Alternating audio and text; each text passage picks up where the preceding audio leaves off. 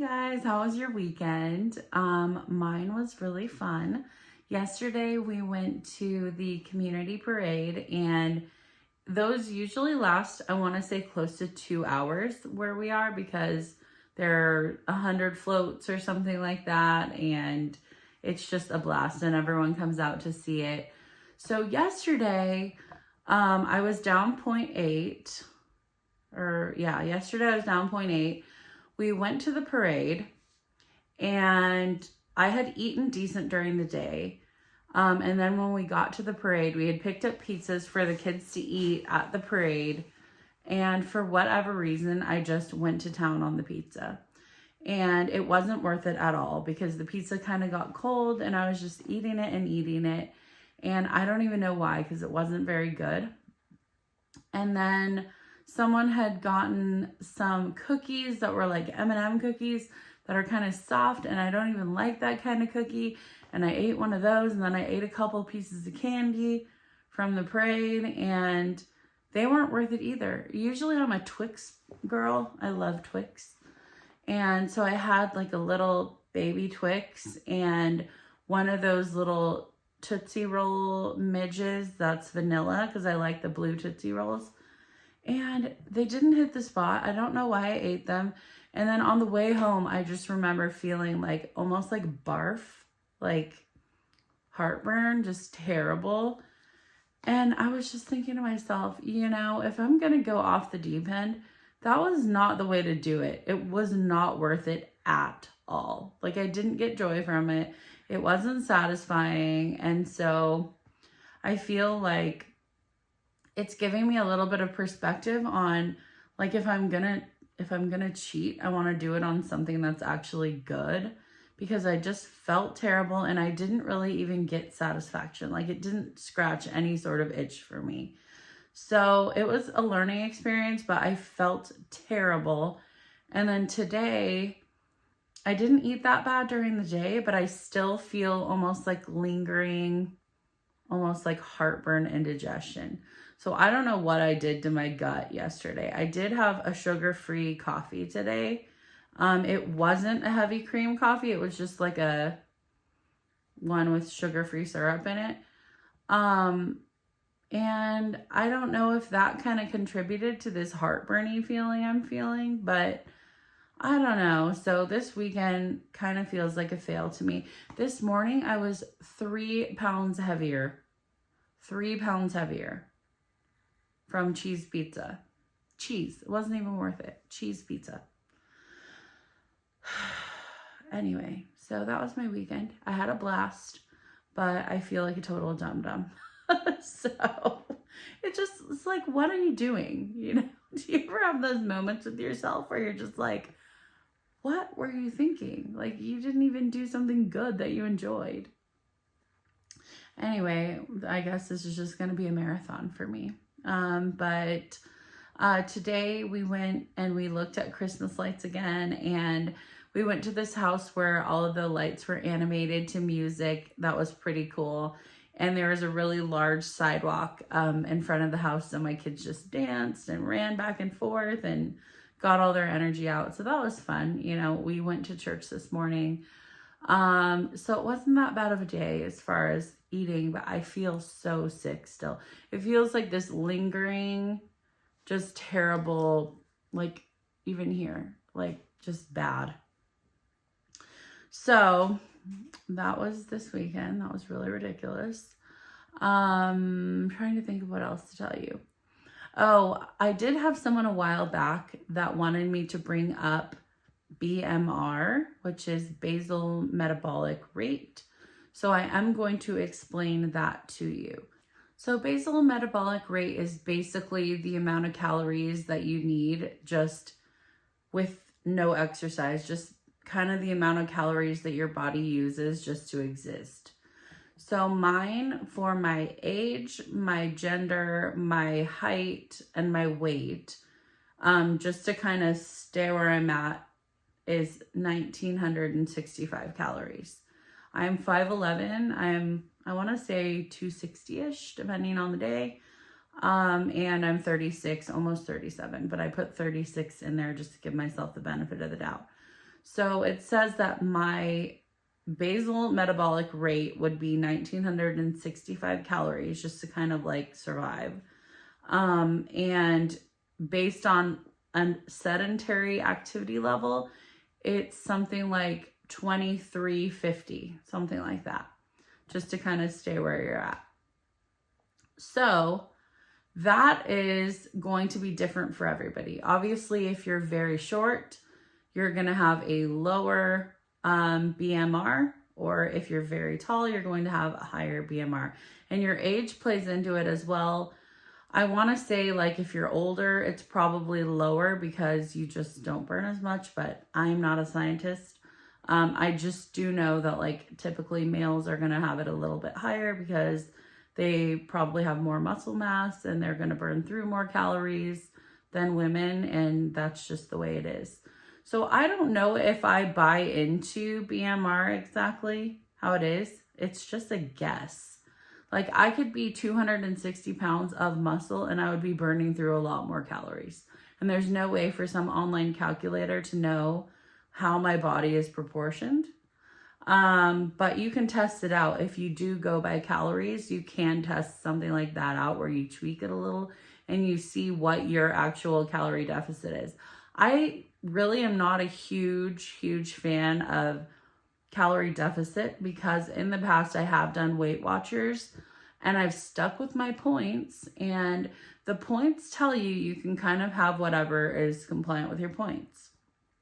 So when I was on it before, I did like the smart ones and the lean cuisines and stuff just because, like, oh, you can have whatever, fettuccine, sure. And I stuck with my points, which is well below the proper calories that any person should have. And I did not lose weight at all. I didn't lose weight. And that was being basically low calorie. So I think a lot of it does depend on how your insulin is and how your body breaks down certain things. And for me, when my entire diet was basically carbohydrates, which breaks down to sugar, I did not lose weight. And it didn't matter that I was on ultra low calorie. So I think part of that is a little bit of baloney, and you can follow some of the doctors on YouTube that talk a lot about diabetes, that talk a lot about insulin. I'm a huge fan of Dr. Jason Fung. I mention him a lot. I know that there's another one. I want to say Dr. Lutz, something with an L. I have not gone through her videos yet, but I will be in the next day or two. Because I'm very interested in learning about health. So I wanted to cover BMR because it is a topic that is talked about in the weight loss community a lot, but I don't personally buy it. I don't. And it's the same way with BMI. I think BMI is a little bit of baloney because if you weighed The Rock, Dwayne Johnson, on a scale, it would probably show him as obese because he weighs a lot due to muscle.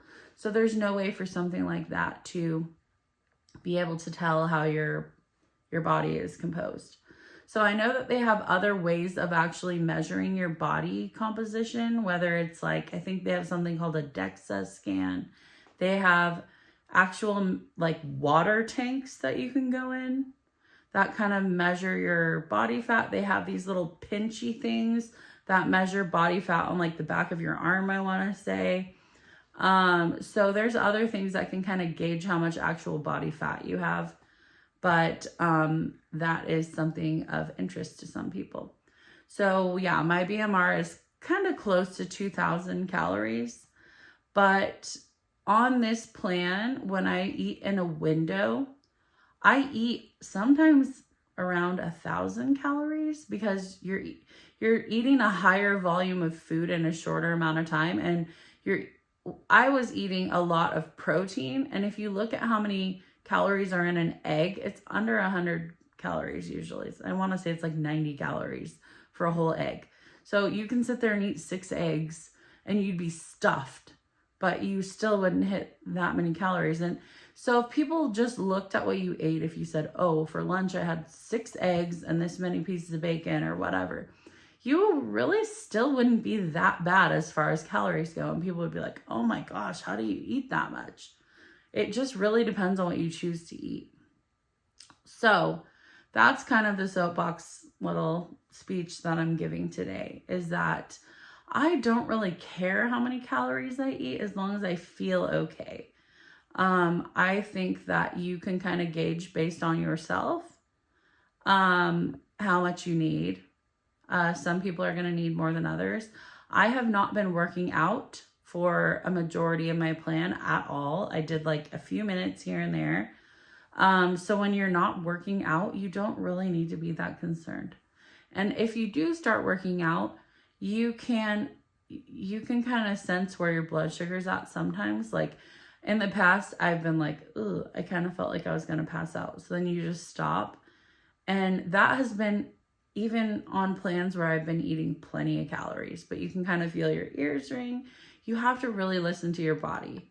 And that's just my philosophy. I think it's obviously super important to talk to whoever your doctor is before you do any sort of plan, whether it's restricting calories or whether it's cutting carbs or whatever you decide to do.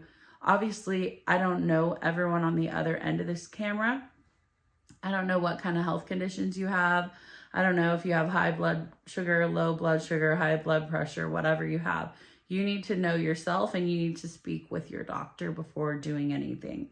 I know myself pretty well as far as just, I've had a long history of dieting. So I know when I feel terrible and I know when I feel pretty good. And I feel pretty good when I do this fasting. It hasn't really given me low energy. I do get a little burnt out on super low carb after a while. It starts to make me feel nauseated. I don't know if that's like a ketosis, kind of a side effect of ketosis. So I can't do it for like months and months at a time because I start to feel all the time like I want to throw up. But anyways, that is the little bit of the day. I will be checking in every day, even throughout the holidays. It is going to probably look a little rocky for the next couple weeks because I'm going to just live my life and try not to go completely off everything. And then obviously New Year's. I really love New Year's. I love New Year's resolutions. I love fresh starts. I love all of it. So I'm really wanting to go into high gear New Year's, and my birthday is in the middle of January. So it's just all the more motivation. And next year we're taking a trip in September. So I've never done like a fancy trip. And so we're going on a cruise and that's going to be so much fun. And obviously I want to, not feel bad in a bathing suit. So all of that is on the horizon for me. So I just need to survive I don't know what day it is. I guess it would be like the next 10-ish days through the holidays. And then after Christmas, we can really start cranking into gear. But I know a lot of you out there are kind of in the same boat as me, is that we're trying to do our best, but we're also trying to kind of balance our family and different festivities. And I'm trying to do that whole, like, if you have to cheat, eat meat. Have you ever heard that expression? But so far, obviously yesterday I went on a pizza binge and it was so gross. Don't do what I did yesterday. You'll have heartburn for 2 days. So it's a learning experience, but hopefully tomorrow will be a better day. And I have a bunch of those Premier proteins that I just haven't been drinking. So maybe tomorrow I'll just kind of give my digestion a rest and drink those and kind of reset myself and give my esophagus time to just not have anything gross coming up. Anyways, I will see you guys tomorrow. Please feel free to like and subscribe if you haven't already. I am on a weight loss journey. It's been a little under a month and good things are on the horizon for all of us. So we're all on this journey together. Read the comments and you will find a lot of people that you relate to.